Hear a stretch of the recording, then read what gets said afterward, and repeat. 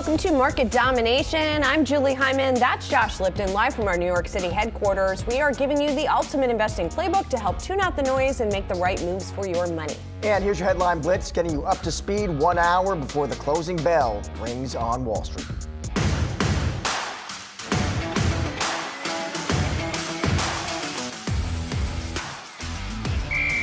I think there's a lot of uncertainty about what neutral is and how close to neutral they really want to be. So as he said, they're going to see the effect of their rates by its work. So they're going to just explore, take their time. I don't think they're in a hurry. I think they're in a good place now. I'd expect another cut in December unless something in the data breaks to the upside. We think the highest risk we could see is possibly a resurgence in inflation. But clearly it's too soon to tell. We don't know which party is going to control the House. We don't know how easy it will be to pass policy. So we're telling people to, pump the brakes here, prepare for a little bit of up and down as markets work through this speculation, and to really start watching in January and, maybe most closely when we know which party will control the House. The weighting is very important here, and the price. And NVIDIA, again, comes in on the lower side of the weighting, but it represents the field and keeps us within the technology where we need to be. We got 1 hour to go until the market close. So let's take a look at the major averages here. We got more records, by the way, here today. The Dow pushing higher by more than 320 points here, up about 0.75%. On the week, we're also seeing a big gain for the Dow of nearly 5%. And the Dow is at another record today. So is the S&P 500 here. It's up just about 0.5%, so coming out a little bit off the highs this session. The Nasdaq, the least changed of the three major averages, but we continue to watch moves outside of the major averages, right? You've got the Russell 2000 that is outperforming again today, for example. We continue to watch what's going on in bonds, where yields coming down a little bit, and also got to talk about what's happening in Bitcoin because we see record prices there. Yeah, I mean, this post-election rally continues, Julie. I think generally investors, have decided that economic data generally coming in better than expected. You saw consumer sentiment data this morning. That was solid. Earnings growth is decent. The Fed is easing. You see these bets on, Trump's pro-growth policies. We have had strategists come on this week, and they are throwing some yellow flags. We did hear some caution flags about valuation, about sentiment, but for right now, momentum continues. Yes, it does. It has changed a little bit in terms of the composition of that momentum, right? Earlier, we were seeing more tech-heavy kind of outperform. Now it's a little bit more mixed in terms of what we're seeing. Utilities actually the best performing group today as rates are coming down, which is interesting. Real estate, ditto. So the interest rate sensitive groups, like real estate was getting hammered earlier in the week when we were seeing rates go higher. So now rates moving lower, a little bit of relief there. Consumer discretionary, by the way, hitting a record in today's session. Rates coming down is interesting because this week we've been talking to strategists, what are the levels you're watching there? And I remember some were saying 4 or 5 was maybe a potential pressure point. So that is an interesting dynamic in today's trade to watch. To see it back off a little bit. For sure. All right, well, for more on the latest moves now, let's welcome in Jeremy Schwartz, Wisdom Tree Global Chief Investment Officer. Jeremy, it's good to see you. So listen, we were just talking there, another day in the green. Do we just keep rallying here right into year end? Yeah, I mean, I think a lot of things are right on track, and the economy's holding in. The Fed is easing. You talked a little bit about where's the Fed going, but you've got a supportive Fed from monetary policy. It has definitely been all about rates this week, where rates spiking, rates coming down, and I think some of the other moves you're talking about with small caps.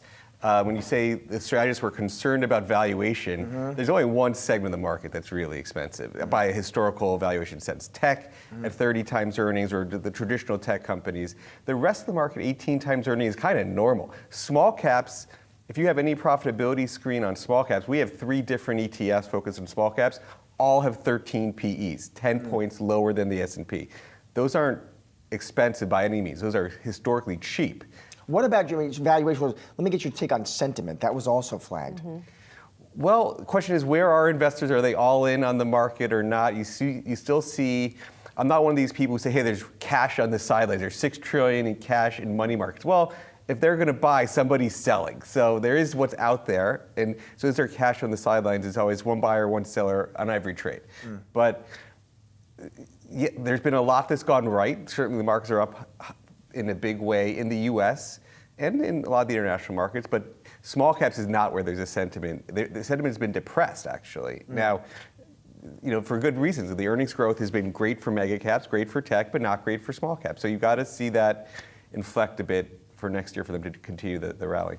Although I feel like every strategist who's come on the show for the past at least 6 months has said buy small caps, and they haven't gone up really until now. Well, they're doing better. Tom Lee made the most bold call saying 50%, and that was on an earnings and a valuation kicker. They are the most sensitive to tax rates. So when there was a fear that tax rates might go up, and you're going to go from 21 to 28, they're going to have the biggest headwind. If they go down, they're going to get the biggest tailwind. So I mean, they're pretty rate sensitive too, though. So it was interesting to see them up, 6% or so on Wednesday at the same time that rates were higher. It is interesting, yes, because we've been saying they really needed the Fed to start cutting rates to really be bullish on small caps. So there is this push and pull. Like when you're priced for a recession, which often we'd say at 12, 13 times earnings for a lot of our profitable small caps, that's pretty depressed. Now, it's because of the higher rates. If you have an improving economic outlook, that's good for small caps. The tax rate's good for small caps. The higher rates are not good for small caps. Got it. So 2 of the 3. 2 out of 3 ain't bad, as they say. Yes. Let me ask you, right now, the momentum is there. As a strategist, what do you look for? What are the signals that would maybe tell you, okay, party could be coming to an end? It could be time to take a breather. It's what are these exogenous shocks? Like you really worry about a recession, a slowdown that hits earnings. I mean, that's what you really worry about. Do the earnings, for sure, for the Mag 7 tech stocks start to disappoint? We haven't had NVIDIA yet this season. They keep beating. All the big companies spend endless amounts because they view it as an existential threat. They can't let somebody else get the chips that they need. So at some point, that spending will slow down. It's not slowing down now. And so when will the Mag 7 earnings disappoint? That's because they're such now an important part of the market. For the market as a whole, that's the big story. I want to ask, you mentioned international, because I know that your purview is international. The U.S. has been the strongest, right? Does the election and this rally that we've seen make it even more so? In other words, do you have a preference for U.S. stocks even more now after the election? And how sustainable is that? We believe in global diversification. The U.S. is 65% of the global market cap, so we still have a third. It was as low as 50-50 or even less before. For sure, again, when we talk about valuations, S&P at 23 times earnings. If you look at broad international, 12 times earnings. Very much like that U.S. small cap. So you can say you don't have to go overseas to get cheap stocks. You can get U.S. small cap value stocks at 12. But for the global minded, there's a lot that's gone wrong. Europe's been mired in a war. You've got now there's the threat of tariffs for China and what's the geopolitics. If that gets better in any new world, that could be a positive inflection for Europe. Asia, you're going to have China with increased tensions for a while. Japan we like, India we like. The nearshoring trends are benefiting Mexico, Poland. There's all sorts of different places you can be internationally that you don't just have to be in one country. So we do think where you're going does matter there. And I know people are looking at this stimulus in China and it's selling off late on Friday. They thought they were going to do more. We actually do think they're going to do more. You do think they'll do more? Yes. And you think that'll have a positive impact? Maybe a short-term boost. I'm not, when last time I was on, I think we talked about this too. Like I still prefer long-term, we're talking 5 years, I'm going to be saying the same thing if it come back in a few months. India, Japan as a growth and value play over China. I mean, they're both the U.S. allies. China is still more the conflict, and that's where the tariffs are going to be the strongest. We don't know what the tariffs will be, but he's going to negotiate the toughest against China. You assume that's prioritized, right? And so you got to see where that plays out. But because of that, they're also going to do more stimulus. So it's not done. They're going to keep iterating, but they have challenges. So there'll be these sentiments that'll ebb and flow, but I'm not overly bullish in the long run. So ex-China, if you're looking internationally, would you say that there is, if things go right, as you say, is there then potential for more upside in those places? Because they've not performed as well as the U.S. Exactly. When you have a 10 PE as the broad value stocks internationally have, you don't need a lot to go right. You just need it to not go wrong. I mean, in the U.S. at a 23 PE, you do still need growth. At a 10 PE, it just needs to stop declining. And so you have that's going to be part of the key key stories for next year. Jeremy, good to see you. Thanks Great for to coming see you, in. Julie. Appreciate it. We're just getting started here on Market Domination. Coming up, with Trump set to retake office, has the race to complete the CHIPS Act deals begun? We'll be speaking to a tech analyst about what's ahead for that sector.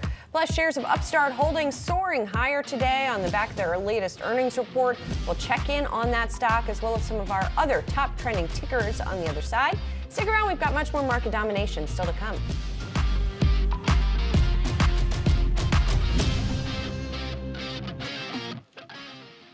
Are you ready to master the markets and, dare I say, become a better leader in the process? Well, Yahoo Finance has you covered with our new full suite of original podcast content. Whether you're a seasoned investor or you're just starting your financial journey, we offer invaluable market insights and strategies to help boost your portfolio, build your wealth, and make you a successful investor. Now let's make some money and get a lot smarter. I've done Yahoo Finance forever. This is a spectacular spot. Welcome to Stocks in Translation. I'm your host, Jared Blickery. Hello, world. I'm Ross Mack. Hi, I'm Bob Powell, and welcome to Decoding Retirement. Welcome to Living Not So Fabulously. Hey, it's me, Tiffany the Budgetista, your favorite financial educator. Welcome to Capital Gains. We're on for a few days and everything has changed. From Wall Street to Main Street to the C-suite, we are your daily lifeline, because behind every great investor is Yahoo Finance. Join us on yahoofinance.com, the Yahoo Finance app, or wherever you get your podcasts.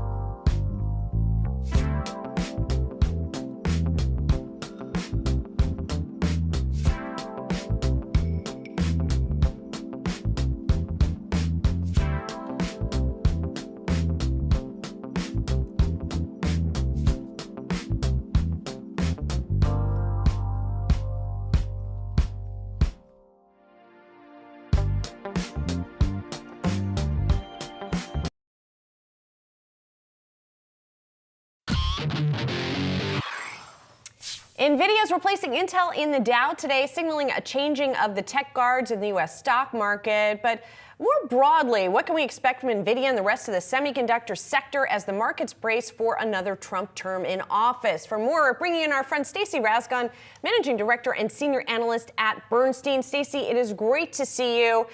And we are trying to make sense of the new world, Stacey.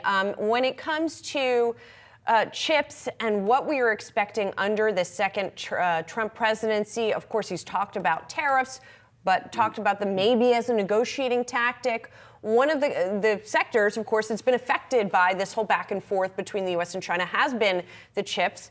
How are you thinking about this issue? Yeah, like last time he was in office, there was a lot of volatility. It was tariffs and export control, all kinds of stuff, right? I mean, and I remember just waking up every morning and having to check Twitter to see what the policy of the day was. And so we'll probably have a return to that, I suppose. There's a number of areas where I think Trump is probably going to have an impact. One is certainly tariffs, and we can talk about the implications of those. One is the CHIPS Act, because it does sound like at least the Republicans maybe have a different vision for what that ought to be. And we clearly have companies now that are sort of scrambling to try to get their agreements, like under the current administration with the CHIPS Act, finalized before the change in the administration happens. So there's a lot of things that he can do beyond just sort of the general volatility around the economy and everything else, both in the U.S. and globally, that is likely to increase under a Trump administration. It's interesting, Stacey, because, I mean, listen, we're all sort of taking our best guesses here, but when I read the research from analysts who are paid to give advice about this sort of topics, the way they've kind of framed it is, well, Harris, she would have just basically followed Biden's approach to export controls, and that investors would have liked it, but they would have roughly understood it, and they would have considered it kind of manageable. These same analysts now think, well, actually, their bet would be that Trump advisors are in his ear pushing pretty hard for decoupling from China as a priority, kind of regardless of U.S. company impact. I mean, if that's the framework, what would that actually mean for your coverage universe? Well, look, it's stuff like semis are one of the most global industries, right? So I think a full decoupling, like completely, is let's call it difficult. I mean, I'll hesitate to use the word impossible, but it's very, very difficult. But clearly, even from the first Trump term, like that was where they were trying to go. The actions that the Biden administration took, I would say, were more surgical. Right, they went after specific things. They went after high-end AI chips. They went after semiconductor equipment for advanced logic and memory, but they weren't really trying to necessarily blow everything up. Right, it was manageable. With Trump, I mean, look, he's more like a bull in a china shop. He could do all kinds of stuff. We've heard like the same thing you have. 60% tariffs on everything that comes from China. I mean, like it's clearly that would have massive implications both in and out of semis. I would say the tariff question, like just to isolate on that, like there's not a lot of direct impact for semis on tariffs. The actual trade in raw semiconductors between China and the U.S. is very, very small. It's only a few $1 billion out of a $500 or $600 billion industry. It's not that big. What you find is that most semiconductors travel between China and the U.S. inside other things, inside smartphones and PCs and TVs and cars and everything else. And so it's almost like a secondary kind of thing. Like if he puts massive tariffs on to make it up on smartphones and PCs, that's going to raise the price of those products in their end markets. And is that going to reduce demand? And that will certainly roll down to the semiconductors. But tariffs by themselves don't have much of a direct impact, just because we don't really import like raw chips from China. Only very, very small amounts of them. Let me ask you, those export controls from the Biden administration, can we quantify the impact those had on the companies you cover? Yes, and I mean, so the semicap guys quantified it. They were missing, I'll call it several $1 billion of revenue. Now, as it turns out, at least on the equipment side, because China was cut off from the advanced stuff, they doubled and tripled down on the trailing nodes, on the older generation. And so, in fact, sales to China equipment sales to China like skyrocketed, but the mix shifted, right? Like they weren't buying any more leading edge, and they bought a lot more trailing node lagging edge than they ordinarily would. And so at the end of the day, I think China proved to be a positive rather than a negative for the semi-caps. But there was several $1 billion of leading edge that they would have shipped that they couldn't. NVIDIA talked about this as well. I mean, they didn't exactly quantify, but I'm sure, they're still probably doing 10 billion plus in sales to China. It probably would have been a lot more than that, just given what we're seeing in the general growth and uptake of artificial intelligence from them. So clearly it would have been a lot more. But the general trends that have been driving these were strong enough at this point to, I think, overpower the issues from China. And it wasn't like an absolute headwind for most of these guys in the grand scheme of things once push came to shove. Yeah, and to your point, I mean, NVIDIA developed purpose-built chips that were not quite as advanced for the market. Yeah, and they went through several rounds of that, by the Right. way. You know, they developed some, and they were okay to ship that for a year, and then the sanctions were tightened, so they couldn't sell those, and so now they've developed new ones. And I mean, you keep doing that. There's always workarounds for these things, but it gets harder and harder to do as these things get tighter and tighter. I would say, though, like I said, the Biden sanctions were targeted. They really were. They did their best, I think, to say these are the areas of risk. We want to try to constrain that as much as possible without like universally constraining everything. I'm not sure Trump will be that a Trump administration will be quite as nuanced, but I guess we'll find out. I guess we will. I want to talk a little bit more about the CHIPS Act, and in particular, a company like an Intel, right, that is trying to build in the United States. It seems to me, from what I understand, that some of the Republican opposition to the CHIPS Act is not necessarily to companies building in the U.S. It's more sort of the conditions that the Biden administration placed on some of that construction. You know, does it have to be a diverse construction company with a certain percentage, for example? So I guess what I'm asking is, do you still see a path forward that things will get built? Maybe some of those conditions will be changed. Again, they would have to pass new legislation. So it's not. I don't believe that Trump could just like by fiat changes these. This is an act of Congress, but I mean, Republicans may control that too. So he may be able to influence where that goes. But I think you'll need a legislative change. I will say though, you're right. There was a lot of extraneous stuff that was put into the CHIPS Act, and it was things like diversity and you know on-site childcare and all sorts of things. And by the way, I think very noble goals, nothing wrong with it. But at the same time, if the ultimate goal was to get capacity built here as quickly as possible, maybe it would have been better not to deal with that. I actually personally think that the investment tax credit was a much better way to go, and the reason is like with the bespoke grants. You know, you have to file an application. It goes back and forth. Most of the companies, even who have gotten awards, it's still preliminary. They haven't like finalized it yet. The tax credit is much easier. Like you build in the U.S., you spend qualified dollars in the U.S., you file your taxes, and you get 25% of it back. Like there's no like grant application or anything else you have to do. It's just all on the taxes. So I actually think it was a much better way to get money to where it needed to go with a lot less red tape. And it's actually bigger. The tax credit was 25%. I think the grants. It varies, but roughly 10% of the project spend was the grant. So the tax credit's actually bigger. Maybe we'll see more of that, or maybe you do more of it that way. That might be better in the long term. I feel like I'm the shrug emoji at many points over the past several days. We will, of course, check back in with you, Stacey, as we find out more about what all of this is going to look like. Good to see you. Thank you. Yeah, you bet. My pleasure. Now time for some of today's top trending tickers. You can scan the QR code below to check out the best, worst, most trafficked stocks of the session on Yahoo Finance's trending tickers page. First up, we got to look at Upstart as the shares are surging. The company topping third quarter sales expectations, narrowed its losses. And we talked to CEO Dave Gerard. He told us about the drivers of growth. Our business has kind of gotten into a nice growth mode again, and we're moving really quickly. We're introducing new AI models, which are sort of the underpinning of how our system works. Better models lead to better conversion. More automation leads to higher conversion.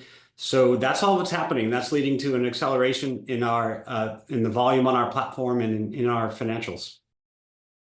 And it was really interesting to hear him say that attribute the gains to the AI changes and tweaks they've been making rather than rates coming down, because rates haven't come down that much. I mean, on a relative basis, they're lower than they were. Analysts weighing in, by the way, today, team at Citi, they upgrade this one to buy, telling their clients it stands in a relatively stronger position than 2 years ago. This will set the stage, they said, for continued positive revisions, improving sentiment, expanding valuation. I mean, people have really been excited about checking on this one today. It's been hovering at or near the top of our trending tickers list with that huge gain that the shares have been seeing. Yeah, stock has ripped this year, which might help explain in part why most on the street now on the sidelines for it. All right, shares of Block sliding after missing revenue estimates in the third quarter. The company's outlook for the fourth quarter also missing Wall Street's expectations. You can see we're down there about 3% in today's trade. So Q3 revenue did come in below, and it sounds like they're saying more resources. They talked about going to the Bitcoin mining initiative, the self-custody wallet for Bitcoin called BitKey. Sounds like they're also scaling back investments in Tidal. Bottom line, they said within our emerging initiatives, we are refining our investments based on our progress. Yeah, and you know, it's not like this stock ran up really into the print that much. It is, as you see, down year to date here. If you look at what analysts are saying, really, some of them are not that concerned. One of them is Trevor Williams over at Jefferies, who says the reduction in growth is actually just a timing issue. But most of the analysts say you did see some mixed picture here, and you know, so you see that reflected in the shares. Yeah, mixed seems to be how investors are reacting. Yeah. Also, let's take a look at Toast shares. They are rising after the company boosted its adjusted EBITDA guidance for the full year. It topped Wall Street's expectations for the third quarter as well. The shares up by some 13% here. Bloomberg Intelligence calling out improving operating leverage in particular here that has been helping. They basically added a lot more customers. Toast Rate is the little has the software platform and hardware for a lot of restaurants. And so they added a lot of volume, new customers coming in with gross payment volume over the Toast devices. I don't know what you would call them. 41 points over the system, $41.7 billion. Mizuho, which rates this one outperformed, Julie. Q3, they said, nothing short of a triumph. Wow. Yeah, wow, right? And they, I mean, obviously outperformed. They see this one moving still higher. A stock, by the way, that's already up about 100% this year. Yeah. Payment terminals, I guess, is the word I'm looking for. There you go, nailed it. All right, be sure to save the date for the 2024 Yahoo Finance Invest Conference. It's next Tuesday, November 12th, starting at 8:30 a.m. The event will feature some of the best and brightest minds across various industries, all under one roof. You won't want to miss those conversations. Stay tuned. Much more market domination still to come.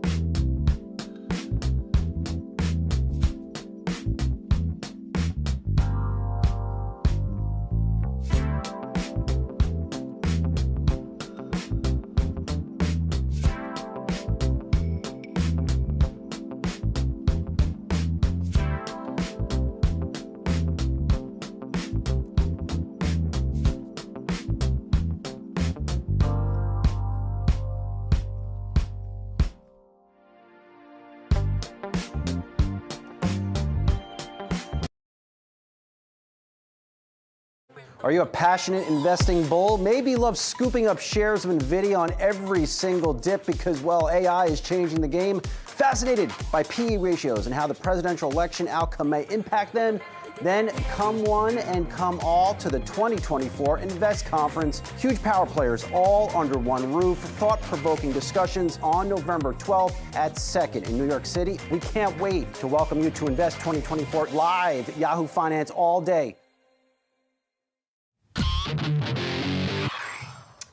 All right, the Fed cuts rates by 25 basis points, a move widely expected by market observers. However, concerns about the potential impact of President-elect Trump's policies on the economy and inflation linger. Sonia Meskin, UBS Investment Bank senior economist, joins us now to discuss. Sonia, good to see you. Great to see you. So let's start there.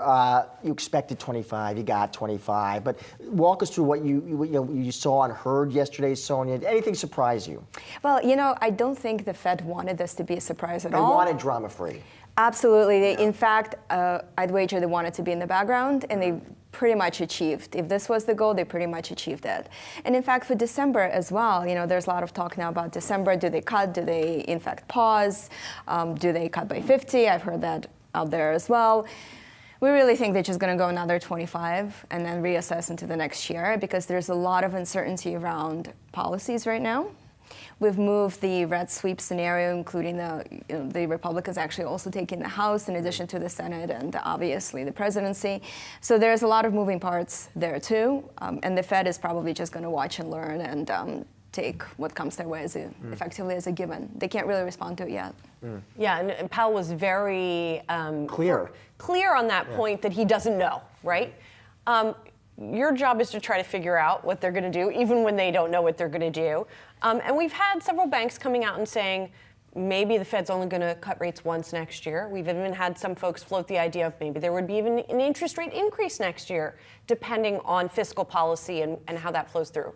What do you think? We think they pause in January and then they continue to cut at a quarterly pace of 25 basis points. And why do they pause, Sonia, at that point? We really do think that the labor market is going to justify pause in January. The labor market has been a bit stronger than we think the Fed had really anticipated. And in fact, Chair Powell had acknowledged as much, that the labor market has been a bit stronger than they actually feared in September. So we think that alone would justify a pause. In addition, though, we think it's important to know that, again, there's a lot of policy uncertainty. The Fed is facing a different environment today than they did in 2016.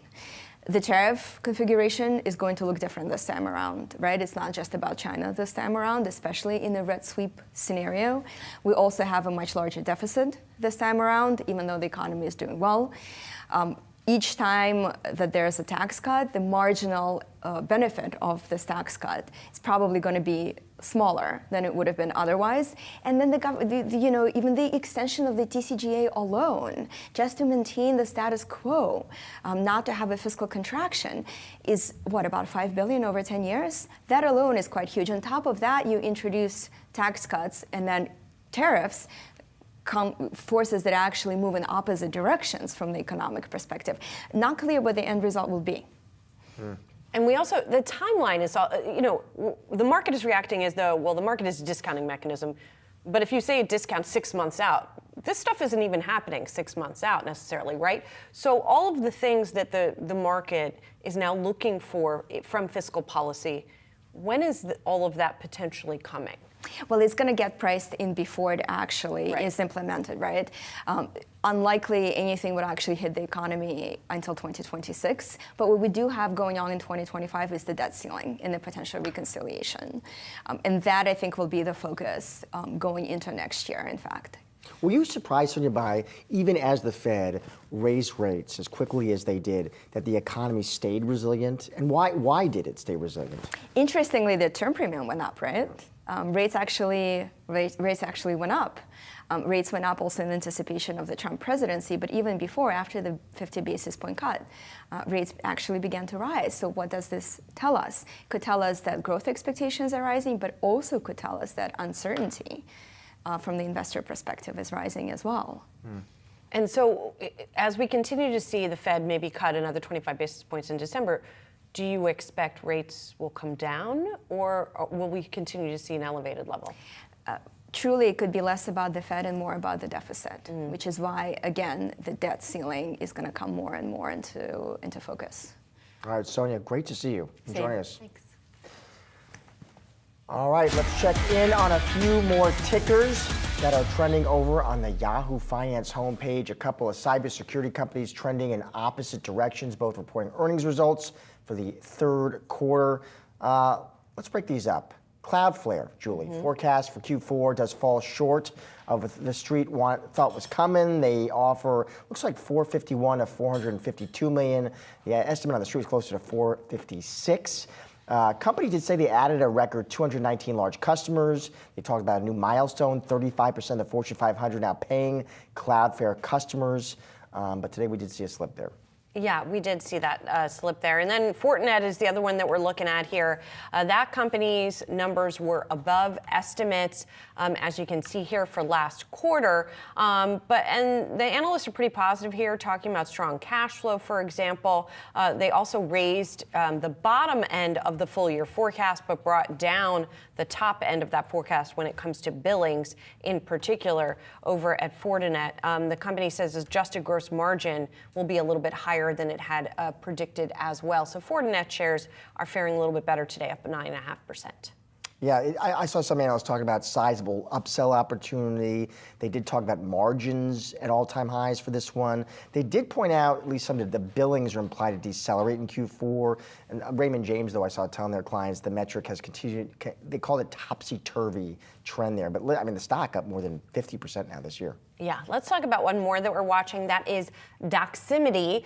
The share's surging today. It's an online medical platform beating second quarter estimates. They sell healthcare software, and the company raised its forecast for revenue and adjusted EBITDA here. It seems like upselling is something that the company has been doing, and that has been positive. One of the reasons that we're seeing this strong reaction and the strong numbers here. I saw a couple of analysts mention the word upsell when they were talking about it. That was the theme. Wells Fargo, by the way, does go to equal weight, saying its Q3 could see persistence of Q2 tailwinds, making it, they said, basically difficult to build a case for underperformance. So they throw in the towel on the sell for a stock that's up about 100% this year.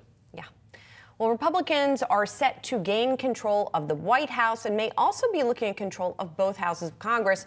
A Republican sweep could likely mean trouble for clean energy, at least that's how the market is behaving. Evercore ISI highlighting different segments of the clean energy economy that face perhaps different degrees of Trump-related risks. Here to discuss, James West, Senior Managing Director at Evercore ISI. Good to see you, James. And this is such a fascinating topic because the conventional wisdom that seems to be reflected in the market is that Trump in, bad for clean energy. But as you point out in a recent note, it's a little more nuanced than that. So break it down for us. Do you think writ large that clean energy will be hit by this Trump presidency?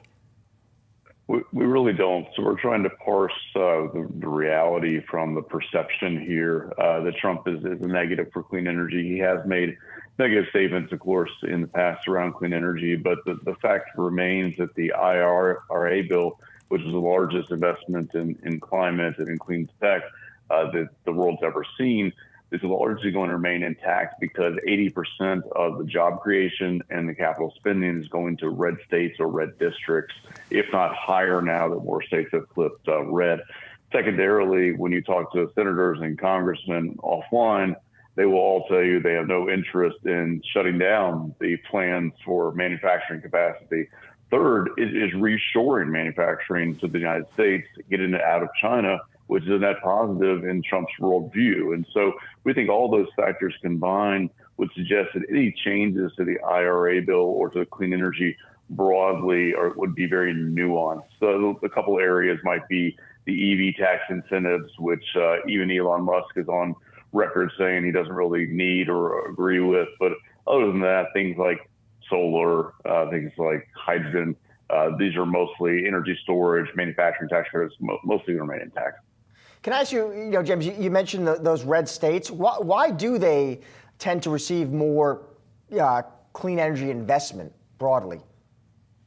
Yeah, it really gets a lot of it's kind of the Rust Belt, right? So there's a lot of land, there's a lot of labor availability, And there's a lot of space to build heavy manufacturing and labor that knows about manufacturing. And so, and then a lot of tax incentives from the states themselves as well to build in those parts of the country. So I was really thinking about the Southeast and the Southwest is where a big chunk of the investment is going. And so it's those combination of labor, tax incentives, and labor and just land availability. James, of course, one of the other big drivers for not just clean energy, but many of the utility companies this year has been this drive for AI, the data center, the compute that's going to be needed here. And many of the hyperscalers are motivated. They have set goals for themselves to have a certain percentage of the energy they're drawing from be clean energy sourced. Do you think that motivation changes at all under a Trump presidency? Do you think they'll be less motivated on that front? I think there's motivation still there, but I think the race for AI is so strong. Trump, no matter what, you could forget about Trump and take him out of the equation. The AI prize is so big that they want to use whatever energy source they have now and whatever energy source they can use in the future to capture that prize. And so we think actually natural gas is going to be a big winner over the next couple of decades. And from a volume standpoint, because they're going to use a lot of natural gas. We already have natural gas facilities, we already have infrastructure in place. As we're building out more clean energy, as we get to a nuclear renaissance, those things just take time. And so I think natural gas actually fills that void. So I'm not sure really Trump's going to go against any of that, of course. And I think that the big tech companies, you saw them cozying up to Trump before the election and certainly right after the election as well, because they were seeing the data come in. So if you think that natural gas is the way that things are going to go, at least in part, what's a good way to play that? I mean, I don't know if you cover those names specifically, but do you look pipeline? Do you look drillers? What's a good way to approach? Absolutely, the pipeline companies certainly that infrastructure is there. It's extremely valuable and only becoming more valuable because it is difficult to build pipelines in this country. But then you think about the companies that sell the equipment to go into the natural gas combustion cycle, right? So GE Vernova, big turbine manufacturer, the biggest in the world, doubling their capacity to build natural gas turbines. Think about Baker Hughes, also in the turbine business and the oil and gas side of the business. We also like companies like Bloom Energy. Their fuel cells consume gas. It doesn't matter if it's hydrogen or natural gas. We think it'll be natural gas for the next decade or so, and maybe hydrogen over longer term. And then we want grid stability too, things that stabilize the grid. So companies like Fluence that provide energy storage, Stem that provides energy storage, and then we'd also use the solar industry with their ability with virtual power plants, like Sunrun and Sonova for grid stability. James, when you're talking to your clients right now, are there certain questions, within this space that are top of mind for them? The biggest question is the election. Hands down this week, that's all we've talked about is the election and what is Trump going to do or not do. The second question is AI. How do we power AI? And we're actually talking to more so technology investors around AI and data centers because they're looking at their portfolios and trying to think, all right, whenever NVIDIA hits some type of top, as it hits all-time highs as a share price, what are the other ways to play the investment in data centers and AI? And it's certainly through the power. Technology and power intertwine at this point. And James, finally, we haven't talked so much about nuclear in this conversation, but obviously that's been a big topic of conversation, a place that AI has been looking for sources. Is that a place also that you would be investing at this point? I mean, some of these investments are quite early. They're not building anything yet. So do you think the timing is yet right? I think we're there. We are restarting some of the shuttered nuclear facilities. We think some of the SMR technology is very interesting. We don't cover those names, but I do think nuclear has to be part of the equation because keep in mind, data centers are going from 20 to 40 megawatts right now to a couple hundred megawatts in the next few years, and then a gigawatt. And we're already talking about 5 gigawatts, which is basically one New York City, all 5 boroughs, for just one cluster of a data center. And so we're going to have nuclear. James, great to have you on the show today. Enjoy the weekend. Thanks, guys. Have a good weekend. And coming up, shares of Paramount are falling today on the back of their latest earnings report. We'll discuss what's ahead for the streaming landscape when market domination returns. Welcome to Yahoo Finance Sports Report, a unique look at sports business brought to you by Yahoo Finance and Yahoo Sports. I'm your host, Joe Pompliano, and I'll be breaking down the financial side of the game for your financial gain. We'll go beyond the headlines, analyzing all the latest sports news, the teams, the trades, and billion-dollar deals, so you and your portfolio will win big. Catch Yahoo Finance Sports Report on Thursdays on all your favorite podcasts and streaming platforms.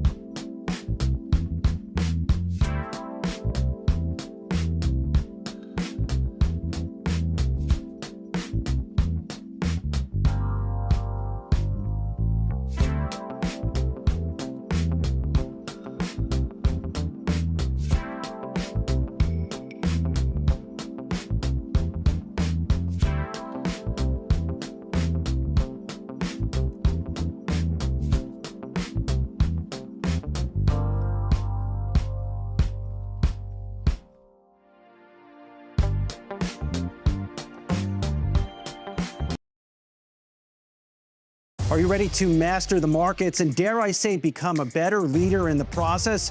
Well, Yahoo Finance has you covered with our new full suite of original podcast content. Whether you're a seasoned investor or you're just starting your financial journey, we offer invaluable market insights and strategies to help boost your portfolio, build your wealth, and make you a successful investor. Now let's make some money and get a lot smarter. I've done Yahoo Finance forever. This is a spectacular spot. Welcome to Stocks in Translation. I'm your host, Jared Blickery. Hello, world. I'm Ross Mack. Hi, I'm Bob Powell, and welcome to Decoding Retirement. Welcome to Living Not So Fabulously. Hey, hey, hey, it's me, Tiffany the Budgetista, your favorite financial educator. Welcome to Capsule Gains. We're off for a few days and everything has changed. From Wall Street to Main Street to the C-suite, we are your daily lifeline, because behind every great investor is Yahoo Finance. Join us on yahoofinance.com, the Yahoo Finance app, or wherever you get your podcasts. As the world adjusts to another Trump presidency, many sectors have started thinking about what possibilities could lay ahead. The entertainment industry, and streaming in particular, sees opportunity. Here's what Warner Brothers Discovery CEO David Zaslav said on the company's earnings call on Thursday. We have an upcoming new administration, and, it's too early to tell, but it may offer a pace of change and an opportunity for consolidation that may be quite different, that would provide, a real positive and accelerated impact on this industry that's needed. To discuss the possibility for that consolidation, as well as earnings that were out this week from some of these streamers, joining us is Ken Leon, CFRA Director of Global Fundamental Research. Ken, it's good to see you here. So interesting that Zaslav just sort of addressed that issue directly here. What consolidation do you think is left in this industry? What do you think is most likely to come potentially? Well, it's probably not going to be the transactions that he would want. They're really in a position of weakness. The legacy entertainment companies trying to catch up to Netflix, it's a really tough battle, and overshadowing all this are the dominant tech social media companies that are moving into video streaming. So where does that put us? There's, of course, legacy assets that want to be sold, whether they're local TV stations or cable channels. Some of these will be packaged. And then, because streaming requires so much capital, not only for the technology platform, but also for content and programming, we'll probably see partnerships. But I don't think you're going to see these mega mergers of really companies that are declining. Same situation with Paramount, but in that case, first half of next year, Skydance Media will take control. They are a producer of entertainment content and is likely to downsize or move away from distribution. So there's a lot of cross currents here, but technology has created a very different business model that's hard for some of these companies to catch up. And we're going to have Disney report next week as well. So it sounds like, Ken, you're saying even if under this new Trump administration, you saw a friendly regulatory backdrop, a friendly antitrust division, it doesn't sound like you'd be looking for a lot of pickup in deal making. Is that fair? Well, there will be assets that are sold, but in terms of expecting that enterprises are going to be bought out, especially of the size of a Warner Brothers Discovery, is probably not likely. Additionally, there's a lot of second-tier companies that obviously the writing's on the wall, so hopefully they can catch on to a private equity firm that sees at least a predictable cash flow stream. But it's not the areas of growth. It's not where entertainment is going. It's going really to video streaming. And that's exciting, but it's been enormously challenging. What's interesting here, listening to Comcast on their earnings call, is that they're really beginning to mirror Disney. They are expanding dramatically into theme parks. They have a great broadband business, which is not affected here as much, including wireless. So when they begin to look at the assets that they have for video, it's likely that they're going to look for partners as well with Peacock. Interesting. Where do you think that they would look? I think it's mostly looking at second-tier players. The surprise that we would all have fun talking about is if Apple or Amazon Prime Video looks into some of the businesses that these companies have and decide that they want to own it. Ken, if you're a streaming service, can you compete and win today if you don't have sports?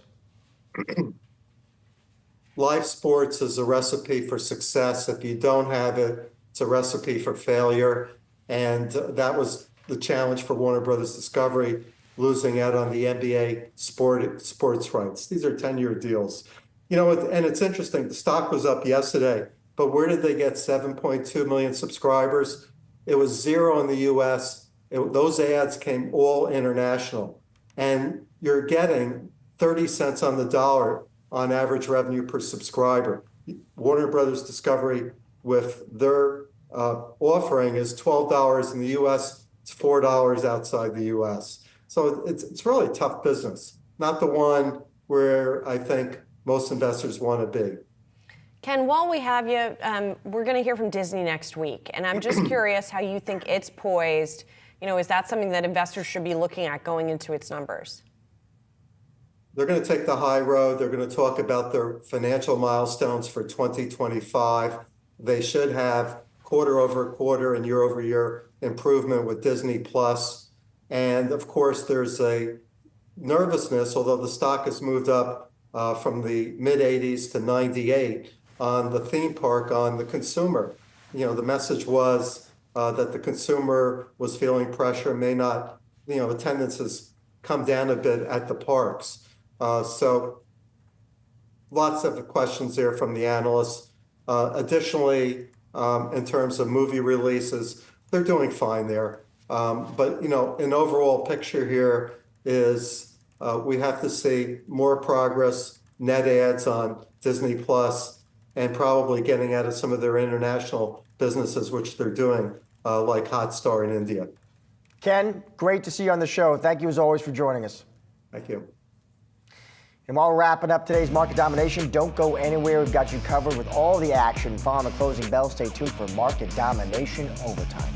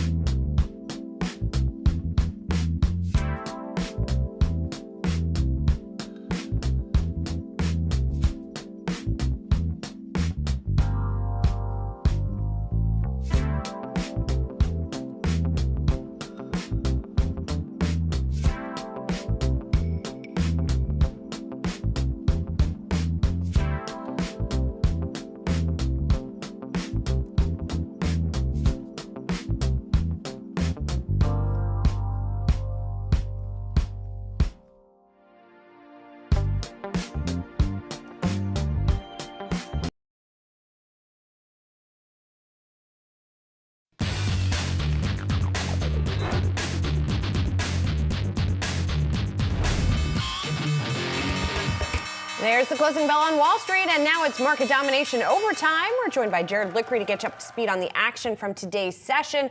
But let's first check on where the major averages ended the day. We are seeing still looks like record activity for the Dow and the S&P into the close here. Although, giving up a little steam from earlier in the week, but still higher on the week for the major averages as we see the enthusiasm following the election continue here. In addition to that, we did get University of Michigan preliminary sentiment for the month of November, and that coming in ahead of estimates at a 7-month high. That the survey period ended on Monday for that one, just before Election Day. So interesting stuff there. Jared's got a closer look at today's action. Hey, Jared.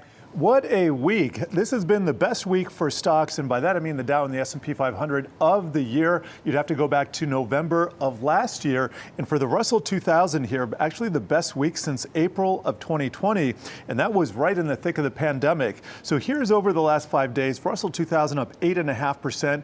Take a look at the Dow, that's up 4.6%. Nasdaq doing quite well, 5.7%, and S&P 500 just short of 5%. So all in all, pretty interesting week, to say the least. I'm going to be breaking a bunch of things down with Josh in about 30 minutes. Here's the 10-year T-note yield.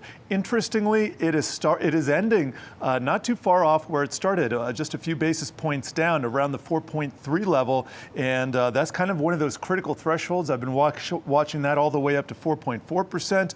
We'll have to see what happens with that next week. But here's what happened in sector action today. Utilities and real estate, the two interest rate sensitive sectors, those were in the lead. Materials, communication services, and tech took a backseat today. Want to show you what happened in the week, though. Consumer discretionary, XLY, just had its best week in, I believe, years there, too, up 7.5%. Energy, industrials, each of those up 6%. Tech just behind. Financials just behind. All of those outperforming, and you can see here all 11 sectors closing in the green for the week. Julie.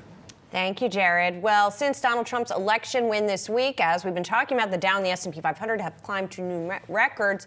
As markets price in a Trump presidency, we're taking a look at the innovation landscape with ARK Invest CEO and CIO Kathy Wood. Kathy, thanks for being here. I can't help but noticing the benchmark ARK fund also had a good week. It had its best week in about a year. It's up about 18%, has been on a 6-session winning streak. Obviously everything is up here, but I am curious why you think maybe the landscape, the coming landscape, might be good for your portfolio. Yes, I think there are a number of reasons.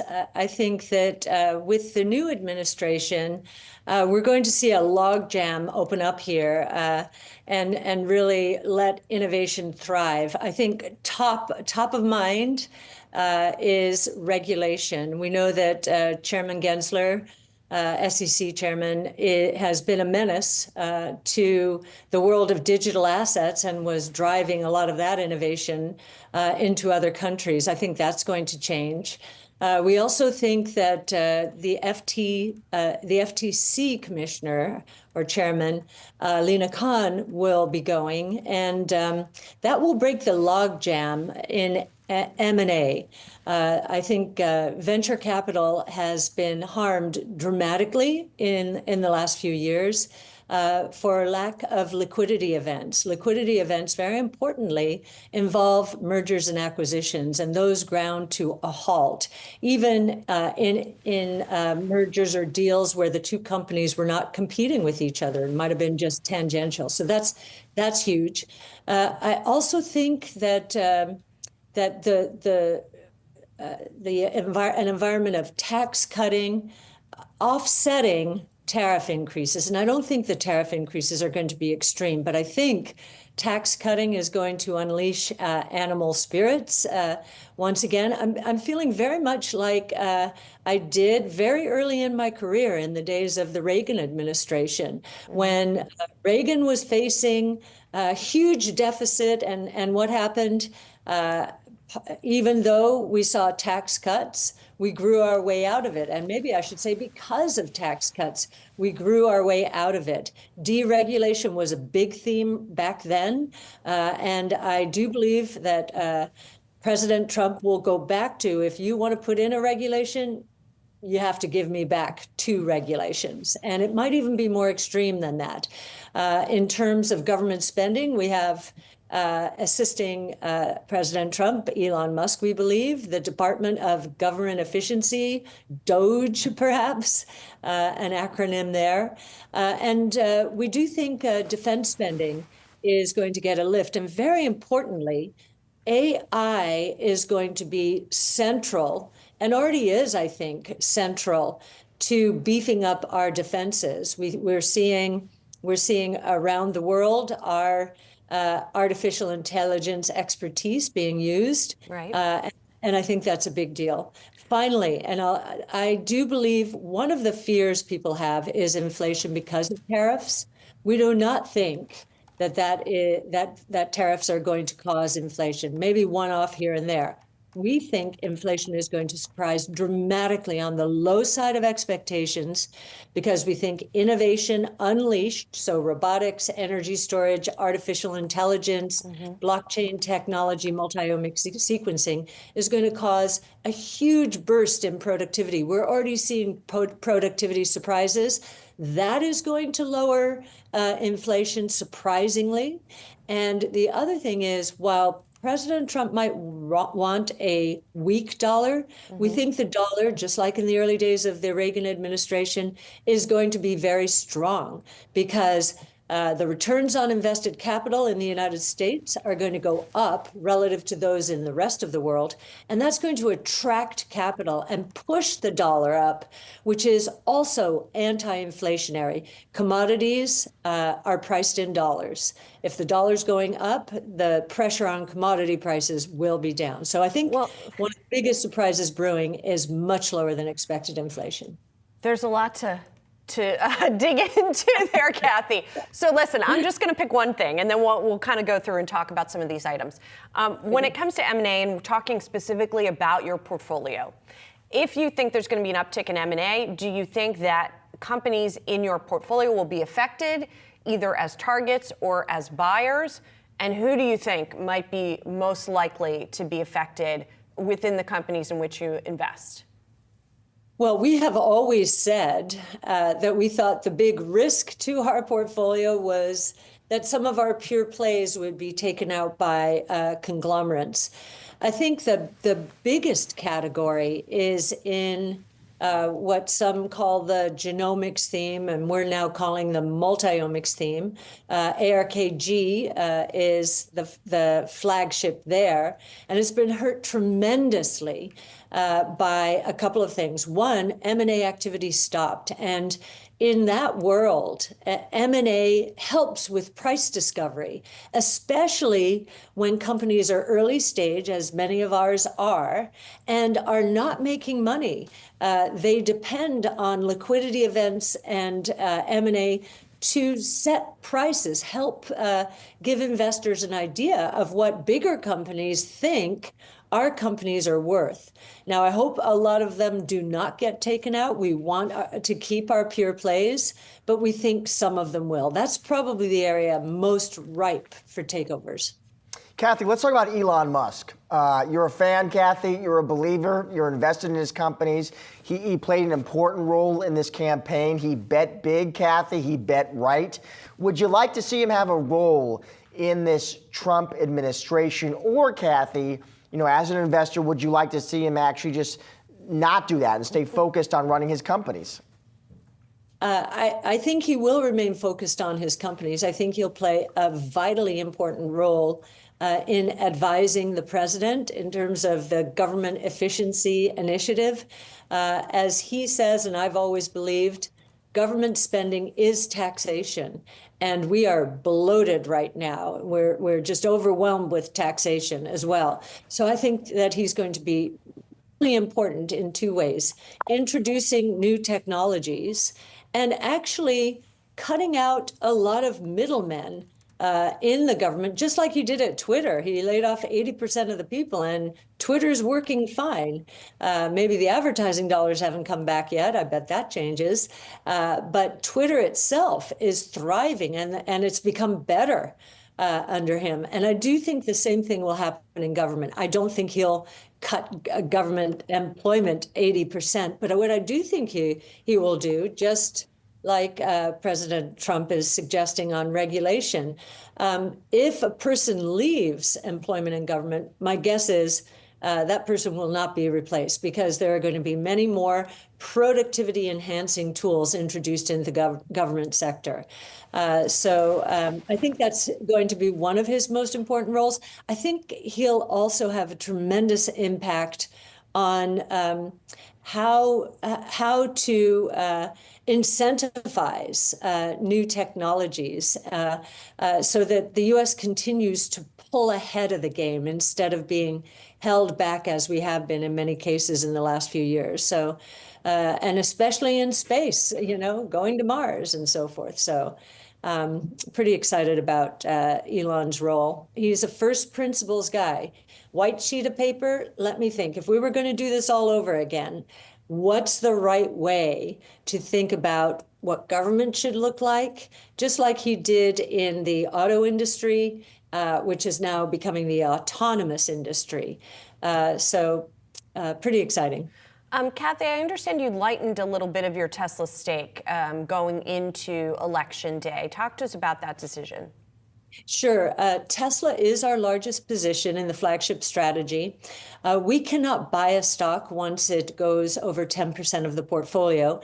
And typically we let it run to some percentage of the portfolio, at which time we start cutting it back. Because if it sells off, and it is a very volatile stock, we like to have the latitude to buy it.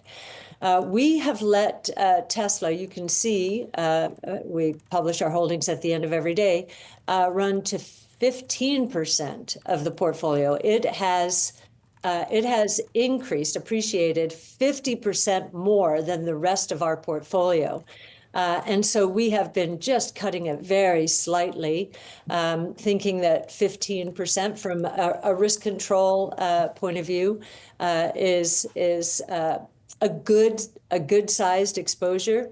As you know, we publish our model and give away our research, and you can see from our Tesla model what our price target is. It's 2,600 within 5 years, and we do think the probability of reaching that price target now has been increased dramatically because, once again, regulation is probably going to be less of a showstopper in the new administration than it would have been in this one. Tesla's cars are about to become, the autonomous cars are about to become safer than human-driven cars. And so I think we're going to see autonomous mobility broadly through the United States, robotaxis, much sooner than we would have had this administration not been elected. Kathy, you look at Tesla, though, the move here is incredible. I mean, we're up about 30%, Kathy, in just the past month. Is that because you just think Tesla investors say, hey, you know what, our guy, our CEO, now has, the president-elect on speed dial? Is it justified to you, Kathy?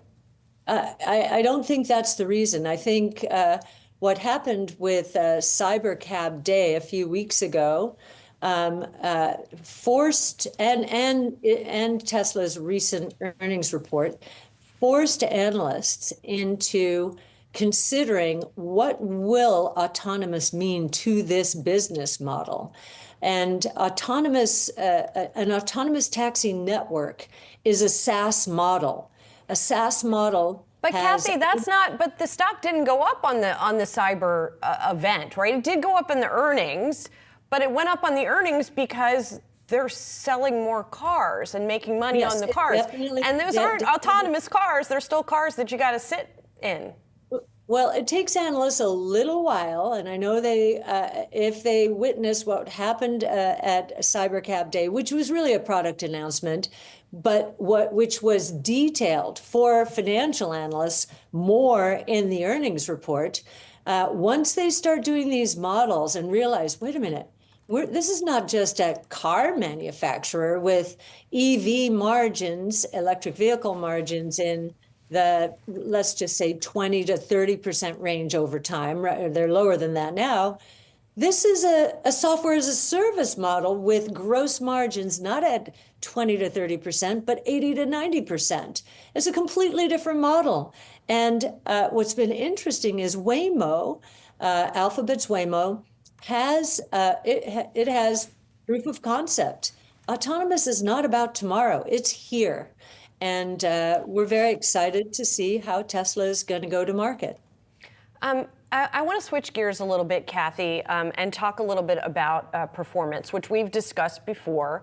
And if you look, we always talk about how you focus on the long term. And yet, as we've pointed out, if you look over the past 3 to 5 to 10-year periods, what have you, for the ARK Innovation Fund, you would have done better in many cases by just putting your money in the S&P 500. What are you communicating to investors at this point who might have doubts about the sustainability of this strategy that hasn't necessarily paid off for them? Yes. Okay. So let's just I just want to give you perspective. So since inception, our compound annual rate of return is about 11% for the flagship strategy, sub the 15% that is our goal. But we never dreamed that we would face the headwinds that we have in these last 4 years with interest rates, shocking the system and so forth. If you look at our strategy this year, it's up maybe mid-single digits now. However, you have to decompose it into a number of areas. If you look at part of our flagship strategy is incorporated in ARKW. ARKW this year is beating the market, and especially after today, probably beating all the broad-based benchmarks. If you look at ARKG, which has been the most disadvantaged by policies during the last 4 years, that strategy has gone down roughly 20% this year. We think that is going to change dramatically now that we have an administration focused on healthcare. And I love they're going to root out corruption. These are the 3 mandates they feel they have. Root out corruption. What is corruption?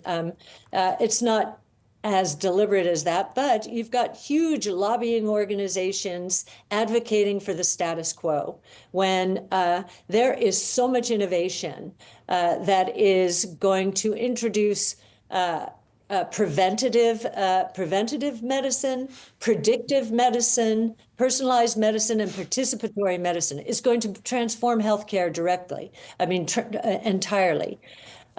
One of the most important things they've said in terms of changing healthcare is they want to reintroduce the rich tradition of the gold standard of evidence-based science, bringing real science into healthcare decision-making. That has not happened in a long while, and especially because our companies have been so disadvantaged. But the convergence among different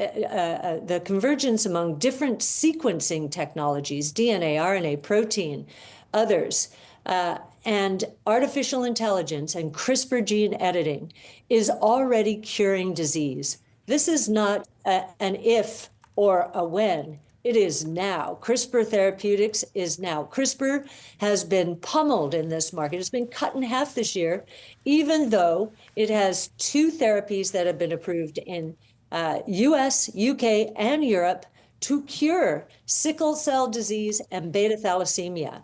Analysts don't think that cures should be worth very much. They much prefer status quo of chronic disease and an annuity where you have to take medicine daily in order to support these business models. That is going to change. And we couldn't be more excited about it. And this focus on changing the paradigm from sick care, which is what we have now, and why healthcare is 20% of our GDP, to healthcare. It is very interesting that prescription drugs today are 10% of the healthcare budget. That 90%, a lot of it, I'm going to say 75% of that, 90% is for sick care. If we are curing diseases, and I think we're going to cure more and more diseases over time, CRISPR is working on type 1 and type 2 diabetes, for example. A lot of that sick care is going to go away, and more can go to these therapies, which deserve the prices they're getting because they're curing disease. And we have written a piece recently, it's on our site, about what a patent associated with a cure is going to be worth compared to patents associated with traditional medications. And we believe they will be worth 2 to 20 times more, depending on the indication. That is not what traditional healthcare analysts think. They're not even thinking about it. Well, they're just going with the status quo, which is going to change under this administration.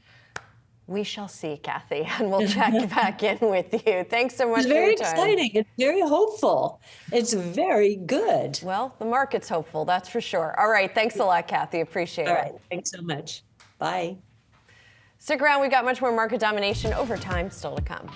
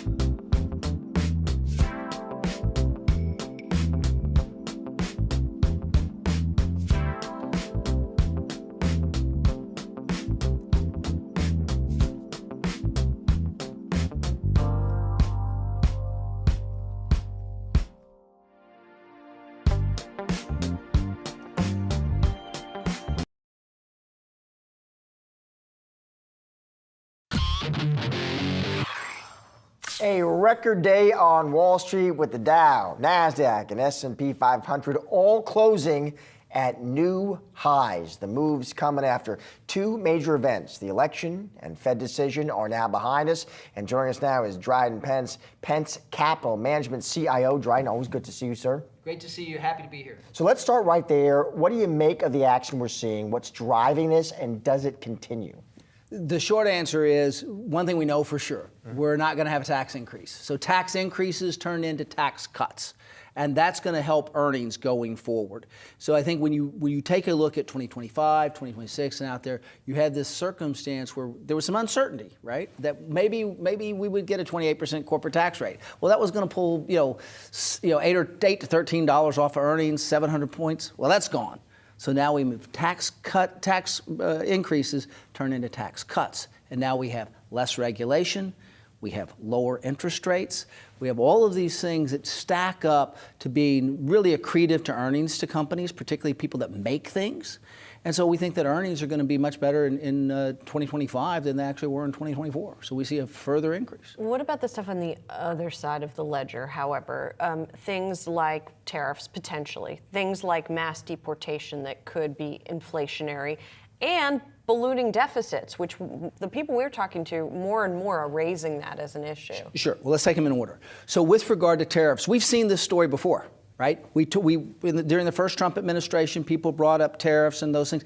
But actually, part of the net effect of that is you see more onshoring of companies. You see people moving things, like Steve Madden even said they're moving things back. You see people moving things back to the United States. Well, that helps employment here. We have more jobs coming into the United States, and as you see more jobs, we have 6.7 million more people working now than we did years ago. But again, still inflationary. It's inflationary, but not so. So last time we had it, we didn't have tremendous inflation from it. It was small. The backdrop's pretty different now than it was. But I think that from our standpoint, you might see some increasing in prices, but I also think that the big message here is it kind of depends on what sector. And by the way, Steve Madden is not moving from China to the U.S. They're not moving from China. They just moved. The article came out. They're moving to a different place. They're moving to a different. They're moving to a different. But they're moving out of China. But the other. You're exactly right. But the point I'm trying to make is that while tariffs may create some challenges and increase prices, when we look at what we unleash here in the United States, I'm going to talk AI here for just a second, it's not just the infrastructure of AI, but it's the implementation of AI. AI, the companies that take that on, they increase labor productivity. And increasing labor productivity is the best way to reduce inflation. So I think that when we begin to step away from an immediate panic about worrying about tariffs, and we take a look at how is this going to help transform and support the U.S. economy going forward, then I think that you can see increased labor productivity. Increased labor productivity lowers inflation. We get more out of every unit of labor. And I think that is very positive on a long-term basis. And you take that, you take lower interest rates, you see increased margins for companies, and that's going to be supportive of the stock market. Dryden, here's another political question for you. What if Republicans take control of both chambers of Congress, right? I'm just wondering what impact would you, or do you look at the moves we've seen and you think maybe you think the market's already sniffed that out? Well, we looked at the election from the standpoint it was really important for the Republicans to keep the Senate so we wouldn't have this tax increase. Now, if they get the House, and they may get the House by 2, right?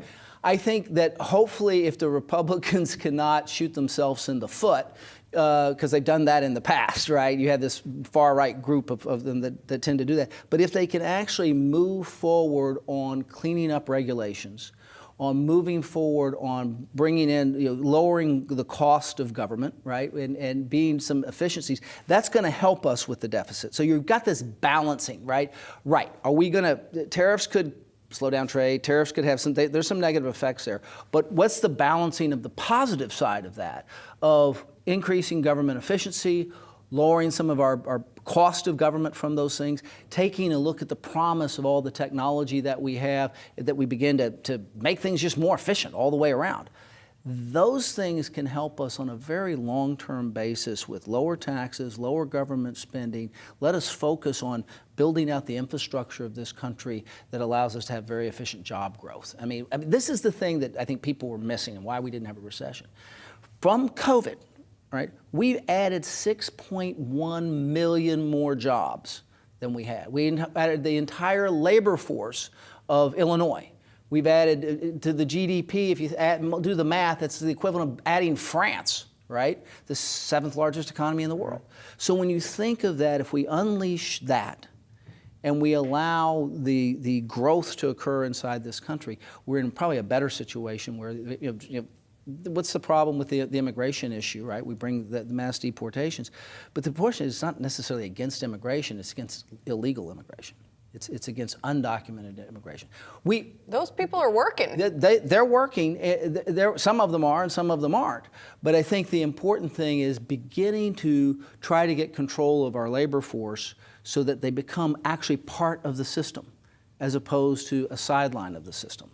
So I think that's a very important thing to look at. We need a system that brings the promise of America to everybody, but does it in such a way that they're part of the program. Because when you have all of the illegal stuff and these kind of things, they actually become forced into an underclass, which is not what people want. It's not the promise of this country. So I think that So we should let everybody in legally then? We should have a, no. What I mean is we should have a much, that's fair. We should have a much better legal immigration system in the country because we have a dearth of talent. The United States of America creates more jobs than we have people. We create jobs in the United States. We create jobs in China. We create jobs in Mexico. We create jobs all over the globe. And it's just about bringing those, the ones that are most valuable into the United States. So that's why you see this onshoring thing. So I'm not afraid of the tariff regime. It didn't derail. It wasn't the end of the world last time, and I don't think it's going to be this time. All right. Dryden, good to see you. Thanks for coming in. Appreciate it. Absolutely. Thank you. That'll do it for today's Market Domination Overtime. Be sure to come back Monday, 3 p.m. Eastern for all of your coverage leading up to and after the closing bell. But don't go anywhere. On the other side of the break, it's asking for a trend. I've got you covered for the next half hour with the latest and greatest market-moving stories so you can get ahead of the themes affecting your money. Stay tuned.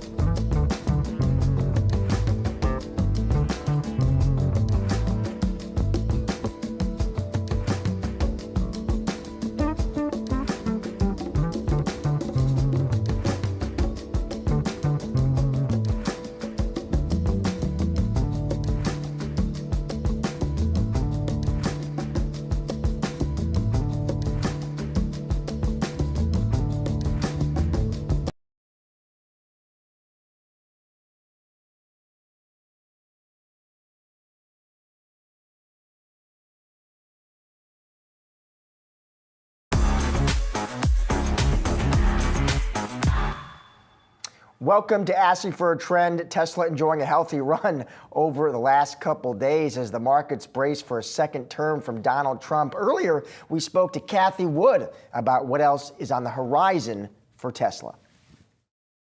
It's a completely different model. And what's been interesting is Waymo, Alphabet's Waymo, has it has proof of concept. Autonomous is not about tomorrow; it's here, and we're very excited to see how Tesla is going to go to market.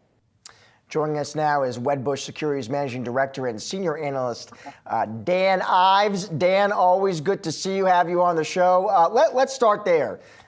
Dan, with Tesla, Cathie Wood, she is a believer. She invests in Elon Musk companies. You look at the move Tesla has made, Dan, 30% over the past month. What is driving that, in your opinion? It's a new era with Trump, because ultimately, if you look now, autonomous is going to get fast-tracked, in our opinion, and that is significant because of Tesla and the AI future. I believe that's worth $1 trillion alone in terms of that AI piece to Tesla. And that's why, for Musk, the bet on Trump, it's a poker move for the ages. It was a big bet, and listen, it was the right bet for Musk. I get the autonomy piece, but next year, Dan, would it be your bullishness based on you see accelerating delivery growth? Well, I think three things. One, the first thing Trump's going to do is he's going to basically take away EV, tax credit. So that's negative for the industry, for the Detroit 3, of course, GM, Ford. Bullish for Tesla because it gives that they have a price and a scale and a scope advantage significant. Okay. Two, I believe the autonomous AI vision, cybercab, this could get accelerated by years. By the end of next year, we could be talking cybercab, as we actually start to see. And I think this accelerates that strategy. And I think the third thing is a lot of the broader regulatory issues that have been an overhang on Tesla. I think that essentially now goes away. I mean, they'll still be there, but Musk is going to be a whisperer in the White House, and that is something the market's factoring in, a Trump win, a red sweep. Let me ask you, Dan, I'll ask you the same question we had for Cathie Wood, which is perhaps Musk's role in this new Trump administration, with maybe a government efficiency group, Dan, and Cathie Wood sounded very bullish on that. She liked the idea of Musk playing an active role there. As a financial analyst, though, Dan, do you like that idea, or would you be concerned that would be distracting for Musk, a guy who already has a lot on his plate? Yeah, I think, look, Josh, is there a distraction? Of course, but I think there's a comfort for tech investors, I think just in terms of the overall industry on Wall Street, that you have someone like Musk being a sort of whisper for Trump around China tariffs, around AI. I think there's going to be significant AI investments within the U.S., and that's bullish just for overall tech. And I think that's playing an important role here. It's also why NVIDIA's up despite some of the worries about tariffs and everything else. And I think there'll be carve-outs for tariffs when it comes to Tesla, when it comes to Apple. This is a Goldilocks scenario for any tech investor going into the weekend. In part, to broaden out this discussion, when you think about big tech generally, Dan, there's plenty of analysts who come on and they think a Trump, Vance, White House, it's good news for big tech. Do you believe that? It's not just good news, it's a champagne moment with lobster roll. I mean, that sounds delicious. Yeah, I mean, look, Josh, Khan's going to be out at the FTC. Okay, so right away, regulatory, that gets thrown out the window. You're going to see accelerated M&A across big tech, which is very important. I think what the market really wants to see. Big tech's going to get, I ultimately think, more and more accelerated from a deal flow perspective. Autonomous in the AI future, there's going to be acceleration of that. Clearly, revisions on Inflation Reduction Act, which is probably going to be a negative for Intel, but I think bullish for AI. And there's going to be a massive amount of spending from AI within the 202 area code. That's why if you're a tech bull here, it's a dream. It's a Cinderella story. It's a dream scenario in terms of how this played out. And I think that's why the market is doing what it's doing. Would you also expect, Dan, I'm curious, a new administration, their approach to AI, would you expect that to be different? Would you maybe expect a more, laissez-faire kind of approach to that tech and regulation going forward? Yeah, well, first, Khan out at the FTC. I mean, call it the street views that as almost unanimous. So that's significant in terms of what it means. Regulatory, M&A, big tech, a little more laissez-faire which is important. Let them self-regulate. And that tech, the last thing you want to do is really stop what right now is probably one of the biggest assets we have in this country in terms of big tech, Mag 7. But this is the important thing, Josh. In the 202, in the Beltway, you are going to see a tidal wave of spend around AI. That's bullish for Massive AI, Palantir, Amazon, Google, Microsoft across the board. Dan, always good to see you, my friend. Have a great weekend. You too. Thank you. The Dow and S&P 500 capped their best week of the year as the post-election rally now rolls on. Yahoo Finance's Jared Blickery joins us now with the trading day takeaways. Jared. Thank you, Josh. Best week of the year indeed for the Dow and the S&P 500. For the Russell 2000, the best week since April of 2020. So that was right in the midst of the pandemic bottom and the resurrection, by the way. But let me go to our sector action. I'm going to show you what happened to this week in sectors. In XLY, you're going to notice that's in the upper left. That is consumer discretionary. That is up 7.5%. And then you're going to see that's followed by energy, and then industrials, and then tech, and then financials. So we have this broad mix of stocks that are all outperforming, because here's the S&P 500. You got value stocks in there, you got growth stocks in there, and we've seen a few breakouts as well. So here's XLY. I'm just going to show you that. By the way, the biggest components are Tesla and Amazon, so not a big surprise there. Both of those broke out. But here is a 5-year chart. This is a huge, huge base, and we are just now breaking to the upside. So this gives me reason to believe there might be some momentum behind that. Now here's the Nasdaq 100. Just want to show you real quick Tesla. Tesla is the best performing stock in the Nasdaq 100, up, what is that, 29% this week? Anyway, it was just able to break through a negative trend line here and then rocket to a high here that we haven't seen in several years.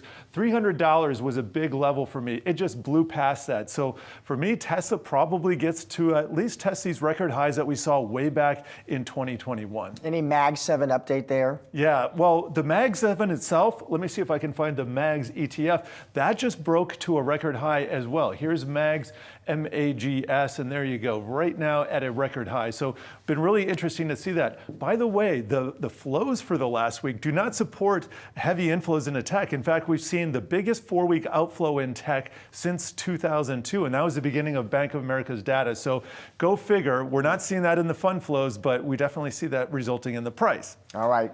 Look, report number 2. NVIDIA joins the Dow. By the way, so did Sherwin-Williams, so we'll just put SHW there as well. I did a podcast with Steve Sosnick earlier this week, and we were having a little bit of fun with it. His biggest complaint about the Dow is one that's kind of old. It's that it's price weighted. So let's just hear what he had to say about that. Here's the problem I have with the Dow. And why, if I were your editor, I would banish it from your air and all the other ones. This is going to be good. Because it's price weighted, because that's what an average is. You take the 12 prices and divide and sum them and divide them. In this case, the divisor changes because of splits and everything, so it's not 12. But you're still adding and dividing. You're adding and dividing, but only by the price. So therefore, the things with the biggest price have the biggest weight. So that was him explaining that, well, we got these stocks here. Let me just go to our Dow heat map because I'm going to show you Sherwin-Williams, and here it is. It was up 8% this week. That's a nice showing, but it's $386.67. Now you take a look at NVIDIA, it's about 147.63. So NVIDIA is 2.5 times smaller than Sherwin-Williams in price, yet it is the largest stock in the universe. So there's a little bit of a discrepancy there. Sherwin-Williams is more influential in price, but NVIDIA is there as well. Who's next to the Dow? Who's on deck? You know what? I'm going to go back here. I'm going to show you something really interesting. Here is what the Dow is looking like right now. Let me show you the Nasdaq 100. This side of the screen is looking very similar. Alphabet and Meta right there. So maybe. Okay. We'll see. Hey, Amazon's already there. We'll keep watching. All right. So final point, Blickery. Thank you. We are watching Bitcoin. What else are we going to watch over the weekend? Bitcoin is now greater than gold. And let me explain that. This is a very specific thing. So BlackRock has a number of ETFs. They have one for gold called IAU, has 33 billion in assets. The Bitcoin IBIT that was just launched earlier this year, the spot Bitcoin ETF IBIT now has $34 billion. And so it is now bigger than gold. And IAU has been in the market for for a very long time. And I think the thing that we learned about Bitcoin ETFs this year, very, very rapid adoption, is that, yes, people were kind of clamoring for them. So good thing for all those shiny new spot Bitcoin ETFs? Is that my takeaway? I think there's going to be a lot of demand for these products, but remember, there are like 12 of them. So I think we've seen the winners here. And even then, even with all of this money pouring into Bitcoin, it wasn't the ETF flows that did it. In fact, we saw outflows over the last week, so go figure. All right, Jared. Thank you, my friend. Appreciate it. You got it. Be sure to check Jared out on the Yahoo Finance podcast, Stocks in Translation. That is every Tuesday and Thursday at 8:30 a.m. Stick around. Much more Ask for a Trend still to come.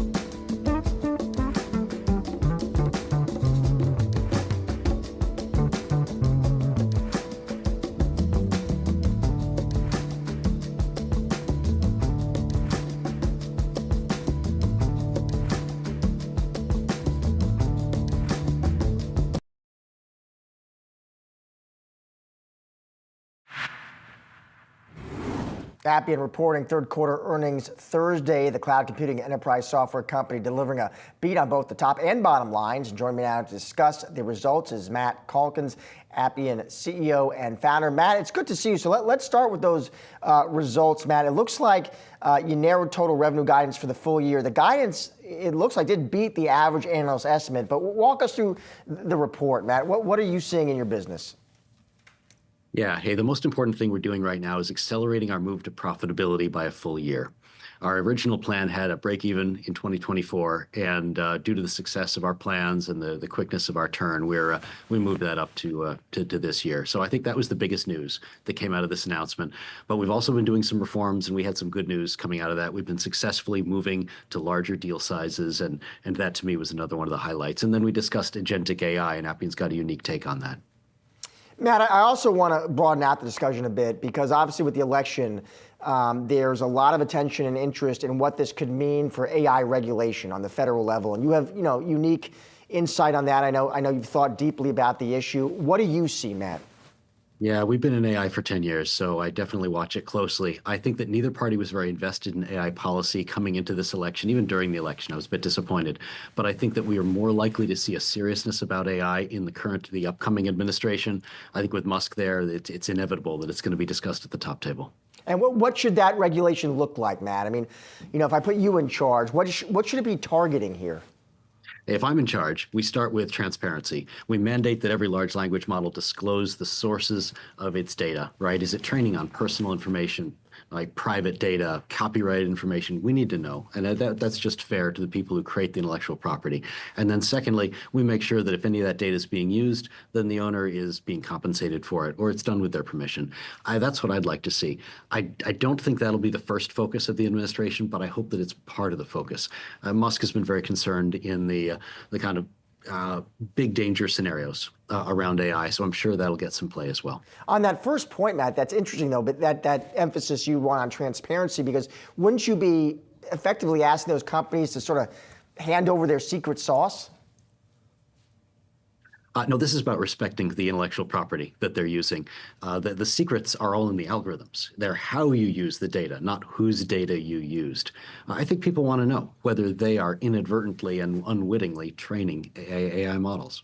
I think about, you want as many people as possible to benefit from this mega AI trend. How do you think we do that? I mean, is the role there for, is it lawmakers? Is it regulators? Is it the business community?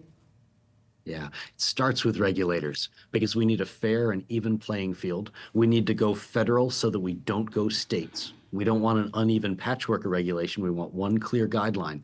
And then once we have it, we need to build trust. Number one job for this industry right now is build trust. People right now, they're worried about AI. Not only is it a black box, but it seems like it's doing some things, taking some things, taking a role in society that we're not comfortable with. So we need to build trust around what data AI is using. And the way you do that is with transparency. I believe that our real edge, especially versus other economies like for China, we're going to be the AI pioneer that can build that bridge of trust with the citizens and create AI products that people will invest their own data into. Once you've got people investing their own data willingly, then you break into an entire different level of value with the AI concept. Personal AI is so much better than generic. Let me ask you, Matt, one question I'm curious to get your take on. You'll hear this raised is whether lawmakers and regulators in this country actually have the background, the experience, the tech chops really to regulate AI in a way that's smart and effective. How do you answer that? Look, they don't have the tech chops. We know that. But this won't be the first time that congressmen and senators in this country are asked to write legislation on a topic they don't deeply understand. It happens all the time, especially when society is changing quickly. That's why we've got advisors, why we have lobbyists, why they listen to people like me. Like just a couple weeks ago, I had a meeting with a representative, and the truth is he had some pretty good ideas, and he was working seriously on it. He was putting forward a bill, and he asked for some help. And so they're not in a tower. They're reaching out, and if they care about this issue, there's advice available to them. Matt, such a big, important topic. Thank you so much for helping us think through it. Appreciate it. Be sure to save the date for the 2024 Yahoo Finance Invest Conference. That is next Tuesday, November 12th, starting at 8:30 a.m. The event will feature some of the best and brightest minds across various industries, all under one roof. You won't want to miss those conversations. Stay tuned. More Asking for a Trend still to come.